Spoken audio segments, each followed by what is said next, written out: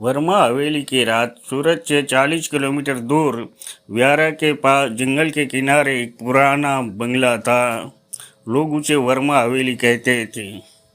1998 में वहाँ वर्मा परिवार रहा करता था। पति पत्नी और उनकी 8 साल की बेटी पिया।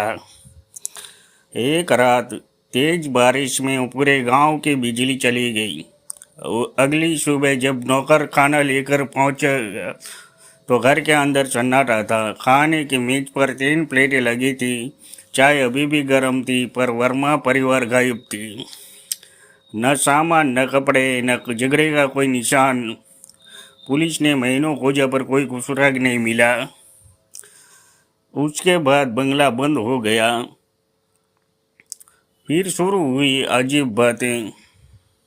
रात 2:13 पर आसपास से गुजरने वाले ट्रक ड्राइवर कहते हैं कि हवेली की दूसरी मंजिल की खिड़की में पीली रोशनी जलती है और उस रोशनी में एक छोटी बच्ची खड़ी होकर हाथ हिलाती है। बरसात की रातों में अंदर से पायल की छन छन और बच्ची के खिलखिलाकर हंसने की आवाज़ आती है।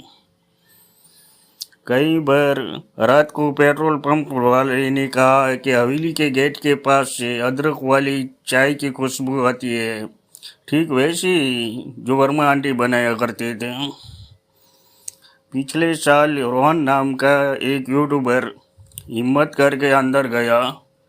उसने लाइव किया। पहले 20 मिनट तक कुछ नहीं हुआ, सिर्फ टूटी कुर्सियाँ, जाली और दीवारों पर पिया का एक पुराना चित्र। फिर ठीक 2:13 पर कैमरा अपने आप दूसरी मंजिल की तरफ घूम गया। सीढ़ियों पर गीले पैरों के निशान बनते गए।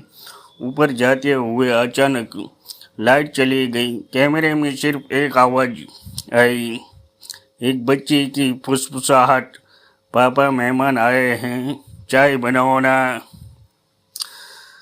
उसके बाद लाइव कट गया। रोहन सुबह हवेली के गेट पर बेहोश मिला। जब होश आया तो वो सिर्फ इतना बोला, वो अभी भी इंतज़ार कर रहे हैं, उन्हें लगा था हम खाने आए हैं। पुलिस आज भी फाइल बंद नहीं कर पाई।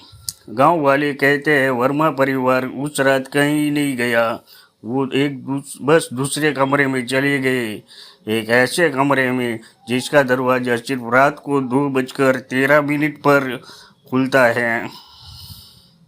और अगर तुम कभी व्यारा की तरफ से गुजरो और बारिश हो रही हो तो हवेली के पास हॉर्न मत बजाना। कहीं ऐसा ना हो कि अंदर से आवाज़ आए, दरवाज़ा खुला है, अंदर आ जाओ।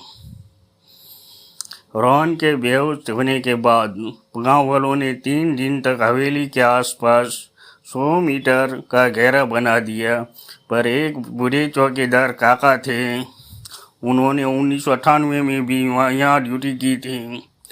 उन्होंने कहा अब सच बाहर आना ही है। उस रात 17 अगस्त 1998 को क्या हुआ? रात के 1:30 बजे थे। तेज बारिश, बिजली गुल। वर्मा अंकल को ऑफिस से कॉल आया, सर फाइलें भीग रही हैं, आपको अभी आना पड़ेगा। वो ज़रूरी कागज लेने गाड़ी निकल गए। साथ में वर्मा आंटी और पिया भी जिद करके बैठ गई, बारिश में मज़ा आएगा। रास्ते में 3 किलोमीटर आगे जंगल वाला मोड़ आता है। वहीं उनकी गाड़ी का टायर फिसल कर एक गहरी खाई में गिर गया। गाड़ी में आग लग गई। पर कहानी यही खत्म नहीं हुई। हवेली में कौन लौटा? पुलिस को गाड़ी और लाशें 2 दिन बाद मिली, पर घर की चाय गरम किसने की, प्लेटें किसने लगाई? काका ने बताया वर्मा साहब को इस घर से बहुत लगाव था। उन्होंने मरने से हफ्ते पहले कहा था, अगर मैं कहीं फंस जाऊं तो मेरी रूह यहीं लौटेगी, ये मेरा घर है। लोकल तांत्रिक ने बताया कि एक्सीडेंट के समय 2:13 हुए थे। उस 1 मिनट में उनकी आत्माएं सबसे ज़्यादा तड़पी थी। इसलिए हर रोज़ 2:13 पर उनका आखिरी 10 मिनट रिपीट होता है। वो सीढ़ियों पर गीले पैरों के निशान, वो चाय की खुशबू, वो आवाज़, पापा मेहमान आए हैं। ये सब उस रात का आखिरी सीन है। पिया को लगा था पापा ऑफिस से लौट आए, इसलिए वो रोज़ खिड़की पर खड़ी होकर इंतज़ार करती हैं और आंटी रोज़ 3 कप चाय बनाती है, एक अपने लिए, एक अंकल के लिए और एक मेहमान के लिए।